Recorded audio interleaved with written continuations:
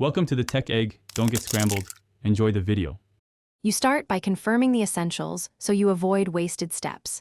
Check system-level microphone permissions and grant Fortnite access. This is often the blocker. Next, open Epic account settings and verify voice chat is enabled and the correct input/output device is selected. Once done, power cycle your headset and switch USB ports or controller jack to rule out hardware detection issues. These first actions remove common permission and device faults, so you can focus on configuration. Now you dive into the game's audio and network layers because they control signaling and voice routing. In Fortnite's audio settings, turn voice chat on, choose push to talk if background noise is a problem, and select the same device as system. Then inspect your NAT type and router. An open NAT avoids dropped voice sessions.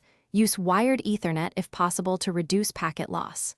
Finally, disable VPNs and restrictive firewalls briefly to let voice servers connect. Once voice is working, finish by targeting persistent issues that survive settings changes.